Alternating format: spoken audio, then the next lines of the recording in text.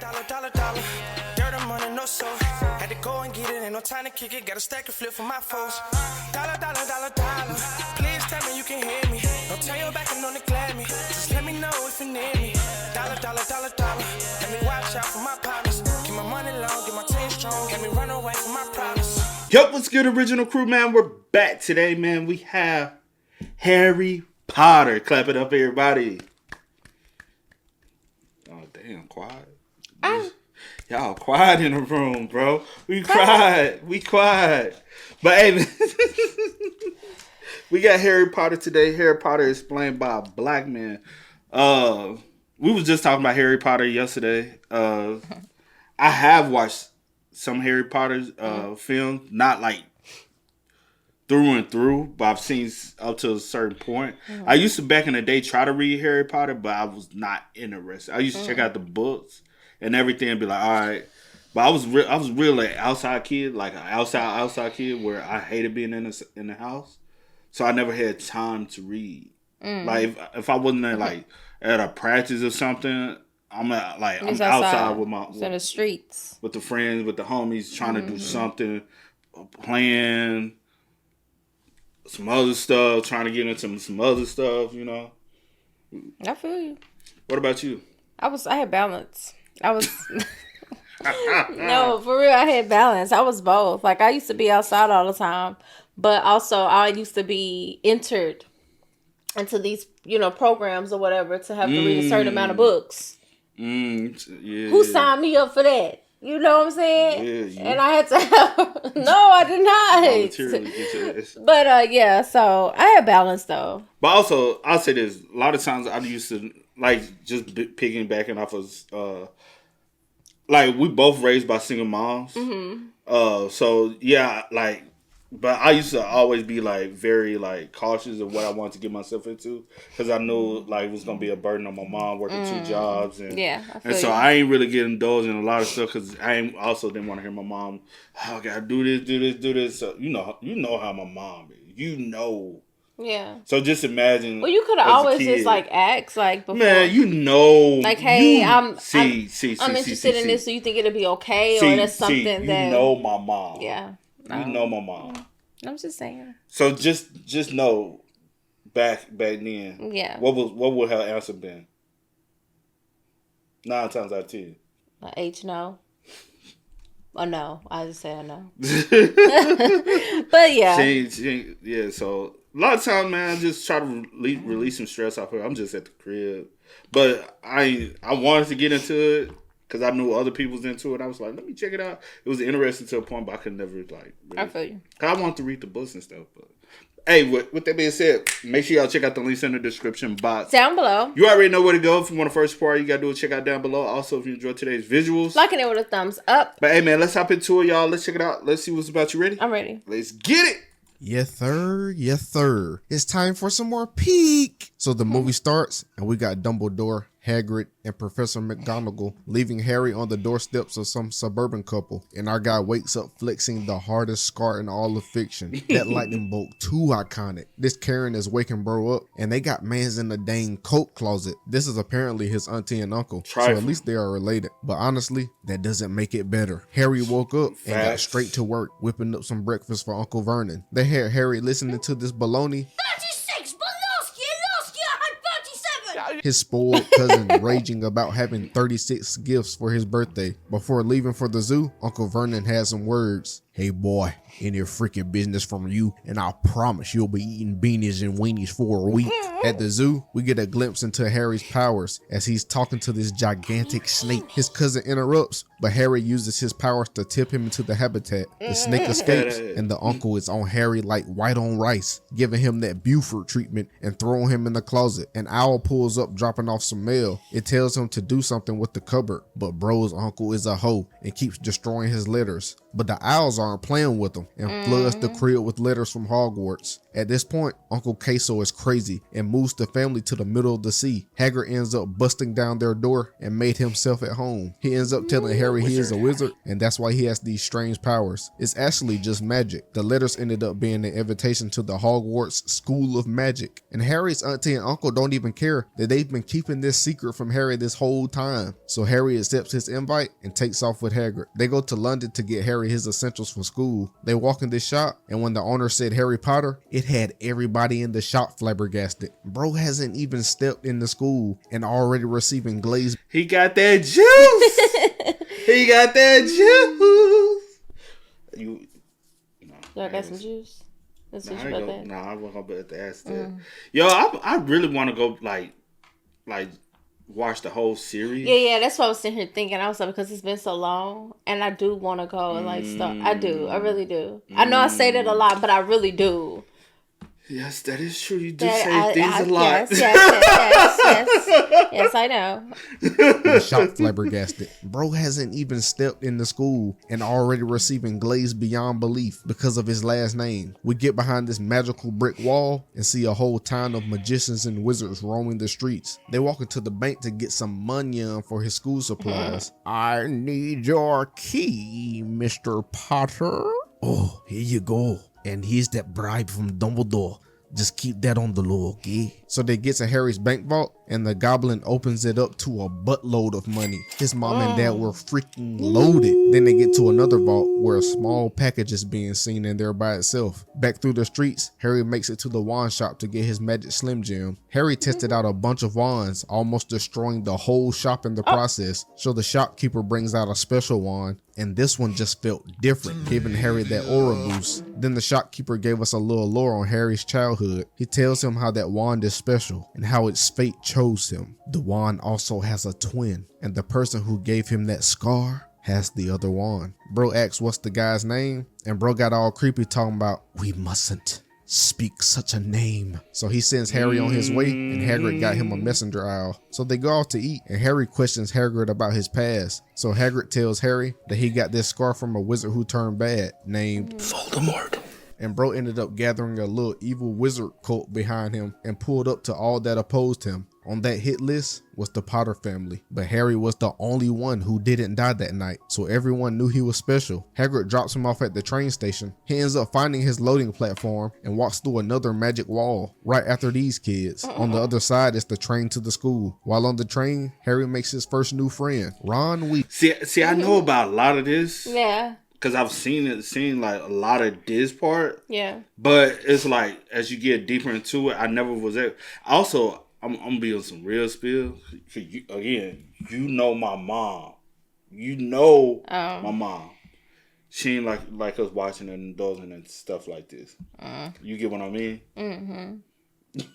You know. The other side is the train to the school. While on the train, Harry makes his first new friend, Ron Weasley. They end up eating a bunch of junk food, and in walks this girl whose name is Hermione Granger. She came in just to flex that she knew a spell or two and then leaves. The train stops, and the first years load up on some boats to get to the school. And look how humongous this school is. No cap, running through and exploring a place like this as a kid for a school? Yeah, that would be clean, I tell you. Had the students stun locked, but they get inside, and Professor McGonagall stops them to sort the students into their magic houses, which are divided into Gryffindor, Hufflepuff, Ravenclaw, and Slytherin. The kids load up in the hall right after Harry gets introduced to his first op, Draco Malfoy. Inside are a bunch of upperclassmen and professors. Then Dumbledore stands up to give an announcement. The Dark Forest is off limits this semester. And also, the bathroom on floor 3 is out of order. Someone dropped a Mondo Duke in there. The kids now have to walk off to get sorted into their respective houses. First is Hermione, and she gets sent to Gryffindor. But while everyone is getting their house, Harry feels this piercing stare from this creepy goofy right here. Ron goes next and gets Gryffindor also. Now it's time for our boy Harry, and everybody on their toes waiting to hear what the hat has to say. how about we just throw you in Gryffindor as well? So they eat some good grub and chat it up with all the other students. Then they get an escort to their dorms where the entrance is behind this talking painting. In the rooms, most of the kids are slumped, but not Harry. Bro is so ecstatic to be in this position. And wouldn't anyone? Shoot, give me a magic. Especially coming from where he come from. Shit, anything better than nothing. He literally came from nothing. Bro is so ecstatic to be in this position. And wouldn't anyone? Shoot, give me a magical wand. And I'll be spamming 20-piece honey and lemon pepper wings and red Kool-Aid every day for lunch. Harry and Ron ended up being late to their first class. And already... You said what? I said that sound good. Every day for lunch. Harry and Ron ended up being late to their first class and already getting scolded. In the second class, we see that the professor is the creepy staring guy, Professor Snape, who is hating on Harry for some reason. But Harry not no hoe and has a staring contest with bro. Harry's next class is broom riding, and here they learn to command their brooms and ride them. A kid ends up going rogue on his broom, disrupting the class and getting 2 cases of CTE. While the professor takes the kid to the nurse, Harry and Draco have a broom fight, but Professor McGonagall saw him and called bro to the building, nominating him to be a seeker for the Quidditch games. Now bro is the talk of the school, but little man thinks he's gonna fumble the bag, and then Hermione comes up to tell him to lock in because she found out his dad was a popular seeker in his day. While they're leaving, the staircase hits the Uno reverse and sends them up to the 3rd floor. They go in and end up panicking because this floor is off limits. On this floor, they run into a dang Cerberus and barely escape before getting turned into some begging strips. But before bedding down for the night, Hermione told them that she saw a trap door, like the Cerberus was guarding something. The next day, Harry gets a rundown on Quidditch. And to put it short, there's a keeper, 3 chasers, 2 beaters, and a seeker. Also, there are 4 different balls that can be scored in various ways, mainly through passing it through a circular hoop. But the only way to end the game is by catching the seeker, which is Harry's job. During class, they learned the levitation spell, Wingardium Leviosa. But Hermione flexes on the class because she is a nerd in this wizardry stuff, and then Ron picks on her, so she gets upset. Now there is a Halloween party, and a professor came in spitting a whole bunch of nonsense. So the kids run out, and the teachers head to the dungeon to see what's going on. But then Harry and Ron spot a giant troll heading right to where Hermione was crying in the bathroom. So they chase it down, and this grunt was flagging out. Somehow Harry got on top of his head and was riding bro neck like a bull. Then Ron came in for the clutch. Wingardium Leviosa. That Flintstone bat fell straight on his noggin, knocking him out. But the teachers come in right after this crazy event. Like, don't you think it would have been better if y'all could have came in while the troll was trying to grease the kids? And Harry clocks this wound on Professor Snape. During lunch, Harry puts all the details together and figures that Professor Snape tried to get whatever was under that trapdoor from Cerberus and got injured. Then a messenger owl came in, dropping Harry off a Quidditch broom. It's time to play the game. Time to play the game. You nervous, kid? Yeah, a little. Well, you should be good. Just don't take a bludger to your head, because that's guaranteed CTE when you're 25. First match of the all season, and it's Slytherin versus Gryffindor. The game starts, and this shawty from Gryffindor scores an easy bucket real quick. Next possession, Slytherin was on one and almost scored, but the keeper came in for the Gryffindor steals and hits the 2-man weave through the stands and scores another quick goal. Had old girl like, gosh darn it, it's over here looking like Gryffindor is about to skunk Slytherin in this game, but Slytherin had enough and started playing grimy, scoring some quick goals, tying it up. Harry spots the golden snitch and chases it down, but then his broom started malfunctioning, but it turned out to be Professor Snape cheating from the crowd with the spell. Hermione saves the day, distracting bro, and Harry regains control and fights to get the golden snitch. He surfs the broom and fell mouth first right over the golden snitch, winning the game for Gryffindor. While walking back around the school, the group tells Hagrid how Snape is up to something, but he warns them to stop being nosy because they're going to get caught up in some mess. Fast forward some time, and it's Christmas season. The guys wake up to presents under their tree. Harry's gift was a magic cloak for going invisible from some anonymous gifter, and of course Harry was. You like that, don't you? Yeah. That ain't gonna lie, that would come in clutch. That would come in clutch. What would I do with it? Rob a bank. I swear I would. You and these bitch, we up. I mean, but hey, I'm coming back home. Shit, that's economy. Bitch, we up. No, for real though. I'm going to buy all the eggs. You get an egg. You get an egg. You get an egg. Bitch, we add up. I'm done. I'm so so dumb. Yeah. Hey.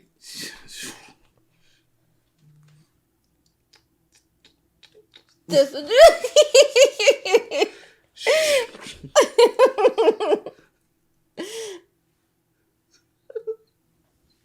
Something's wrong.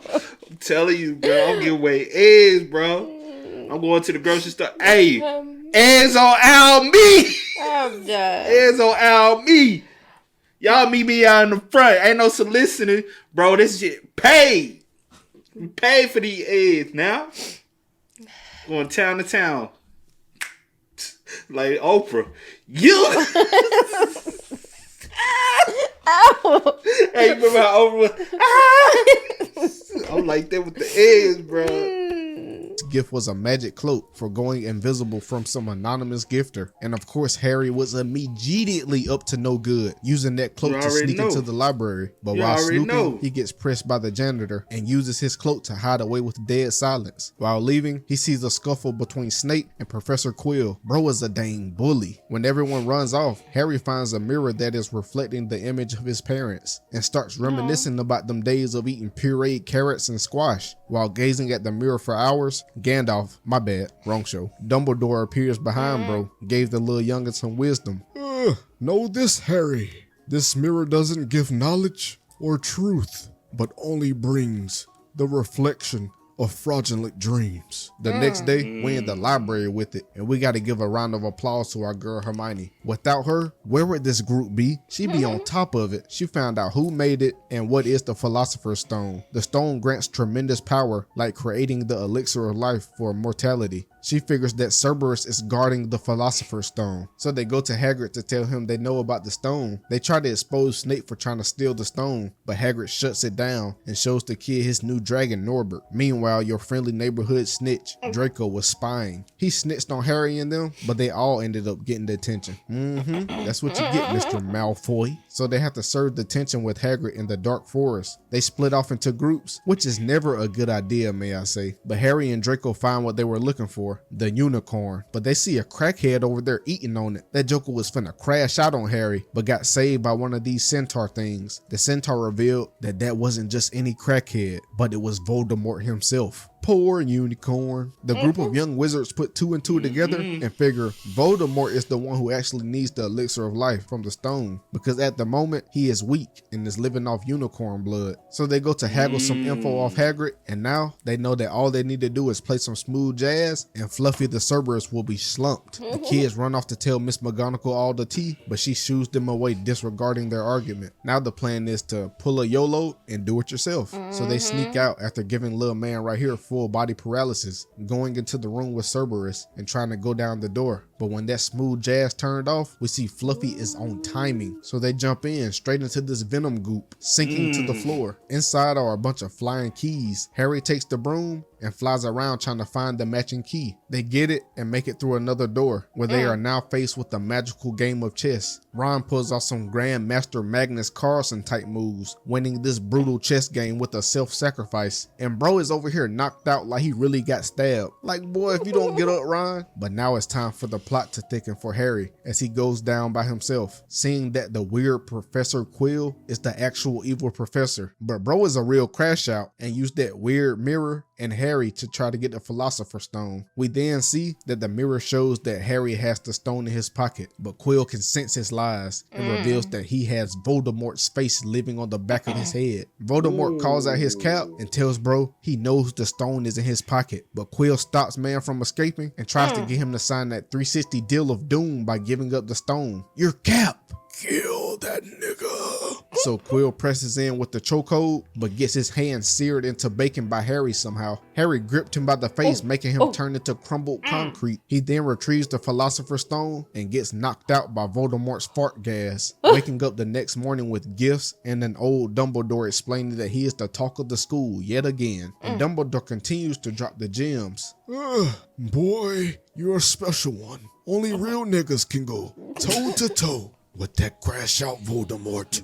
Well done, Harry Potter. The friends regroup in the mess hall hours later for the announcement of the House Cups. Gryffindor ended up getting last, but Dumbledore is a sly OG.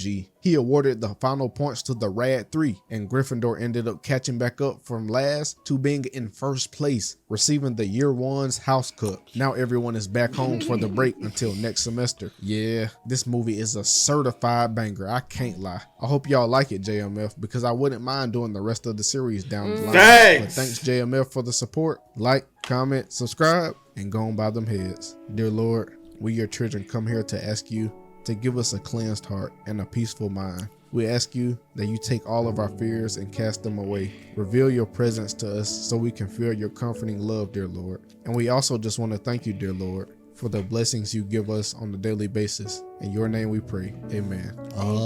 They saw you the whole time. You said what? I said they saw you the whole time. What? I know. I was like, yeah. Oh, so you just didn't want me to hold your hand? Yeah, I was like, that's... Okay. BC. Okay. No, say it. That's all you had to say. That's all you had I to was say. locked in for real. That's all you had to say. That's all you had to say. Amen. I know, say it. That's all you had to say. I know, say it. Y'all spam us up in the comments, man. Let us know y'all thoughts down below. I gotta watch. That really made me want to watch it though, for real. What about you? Yeah. No, I'm like dead ass. What about you? I'm like legit. Like legit. I feel like I've been saying it for a little minute though, but for real though. No, you've been saying the Marvels joint. Well, no, I've been saying that too, only because I. Or were you trying to rewatch Hunger yet? No. But hey, man, y'all spam us up. Let us know y'all thoughts and opinions about it down below. But until next time, y'all know how it go, man. I do go by the name DJ New Kid. This is Sierra Nicole. We are. Kid and C. We are. Peace. Ain't no time to kick it, got a stack of flip for my foes. Dollar. Please tell me you can hear me. Don't turn your back and don't neglect me.